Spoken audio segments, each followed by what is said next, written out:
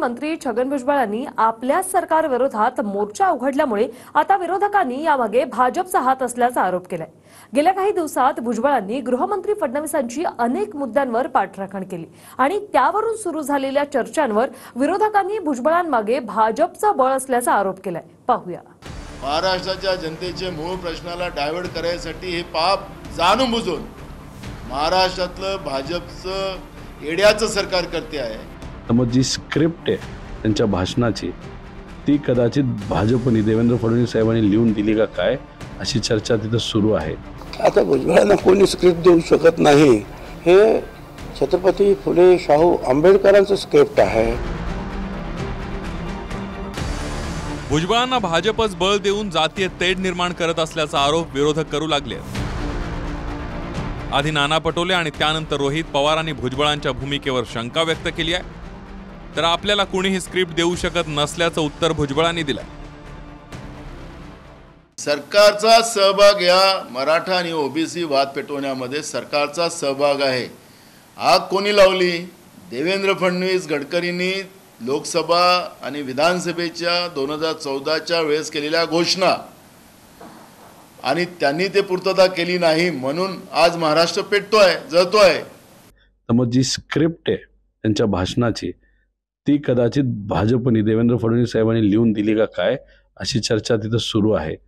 आणि देवेंद्र फडणवीस साहेब म्हणजे बीजेपी खूप हुशार पक्ष आहे। ते काय करतात, स्वतःचे नेते संपवतात। खडसे साहेबांची परिस्थिती काय ते आपल्या सर्वांना माहिती, नंतर त्यांनी पार्टी सोडली, आपल्याकडे ते आले। मुंडे साहेबांना सुद्धा खूप मोठा त्रास हा भाजपली तिथं दिला। 2014ला मुंडे साहेब हे मुख्यमंत्री या राज्याचे होतील असं आम्हा सगळ्यांना वाटत होतं, तेव्हा ठीक आहे काही निर्णय हे बीजेपीने घेतले आणि तिथं सुद्धा त्यांची ताकद कमी केली। त्यानंतर फुंडकर साहेबांची सुद्धा तशीच परिस्थिती राहिली। मग आता जे काय नेते भाजपमध्ये ओबीसी नेते आहेत ते खऱ्या अर्थाने संपवण्याचा प्रयत्न भाजपकडनं होतोय का काय? जसं पंकजाताईंना ताकद ही दिली जात नाही आणि त्यांनी स्वतःहून सांगितलं की मला जायचं होतं पण जाऊन दिलं नाही। आता भुजबळांना कोणी स्क्रिप्ट देऊ शकत नाही, हे आता पण सगळ्यांनाच माहिती आहे। कोणी मला काही स्क्रिप्ट देऊ शकत नाही। ना पवारसाहेब स्क्रिप्ट देत होते, मी माझं बोलत होतो, ना अजितदादा देत, ना फडणवीस देत, ना शिंदे देत, कोणी मला काही स्क्रिप्ट देत नाही। 35 वर्षापासून मी हे जे काम हातात घेतलेलं आहे ओबीसीचं काय ते माझं स्क्रिप्ट जे आहे हे छत्रपती फुले शाहू आंबेडकरांचं स्क्रिप्ट आहे, ते मंडल आयोगाचं स्क्रिप्ट आहे आणि या देशातील बहुजन समाज ओबीसी समाज त्याचं जे स्क्रिप्ट आहे ते स्क्रिप्ट माझं आहे। जेव्हापासून मराठ्यांना कुणबी पत्र देण्याविरोधात भुजबळांनी भूमिका घेतली आहे तेव्हापासून आजपर्यंत भुजबळांनी 3 ते 4 वेळा फडणवीसांचा बचाव केला। भुजबळांच्या याच भूमिकेमुळे विरोधक भुजबळांना भाजपच बळ देत असल्याचा आरोप करतायत।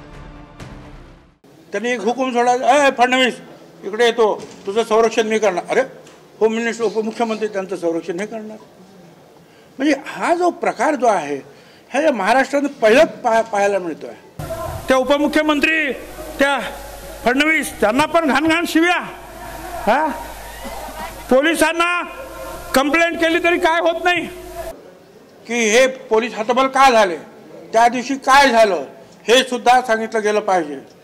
दुर्दैवाने जे आहे त्यावेळेला ताबडतोब जे आहे काय फडणवीस तेही न बोलले नाहीत किंवा बोलू दिलं नाही।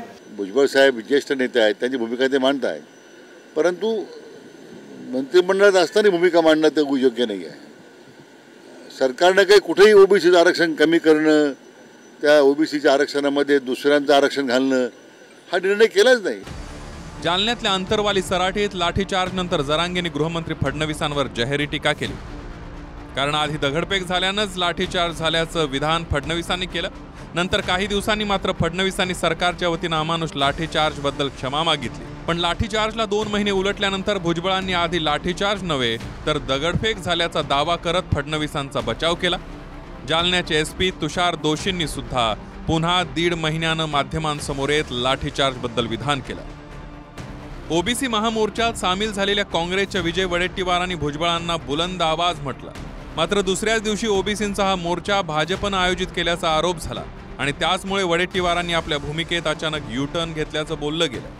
इतका ओबीसी द्वेष तुमचा, इतका विष तुमच्यामध्ये, त्या बीडचा पालकमंत्री सातत्यानं ओबीसी असतो म्हणून.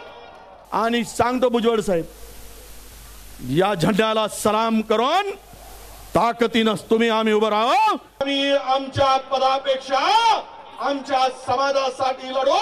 पद महत्वाचं नाही, तर आमच्यासाठी समाज महत्वाचा आहे. उद्या जर गावागावात भांडणं झाली आणि गावागावामध्ये जर हे वाद पेटला तर त्याला मात्र मग कोण जबाबदार, कोण सांभाळणार? सत्तेत असलेल्या माणसांनी समस्या सोडवायच्या असतात, समस्या मांडायच्या नसतात. पण अलीकडे सत्तेतली माणसं जास्त समस्या मांडतात. मग सत्तेत कशाला राहत आहे? सत्तेच्या बाजूला व्हा. ओबीसी मेळावा घेऊन ओबीसी समाजाला मार्गदर्शन करणं, प्रबोधन करणं, ओबीसी समाजाच्या हक्काच्या साठी लढणं.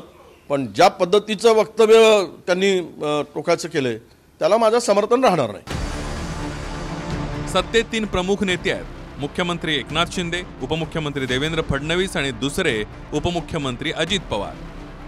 या तिघांबद्दल भुजबळांचा रोख हा थेट शिंदेंवरच आहे. ओबीसींचं न्याय देऊ असं भाजप म्हणतंय, तर अजित पवार गटानं भुजबळांची वैयक्तिक भूमिका असल्याचं म्हणत हात वर केले.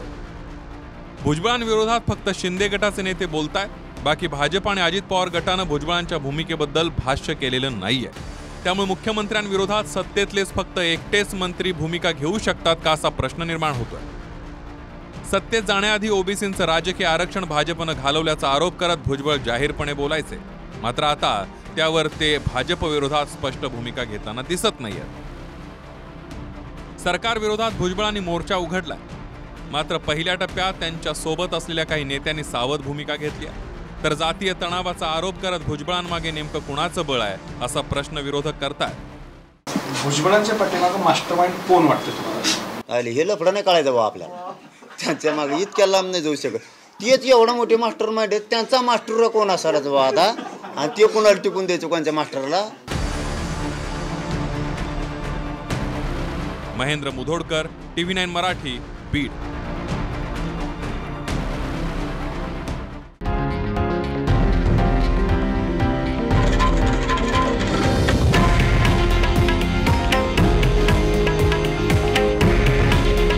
हे आहे देशातील नंबर 1 न्यूज नेटवर्क आणि आपण पाहत आहात TV9 मराठी. काळजी तुमची, हित महाराष्ट्राचं.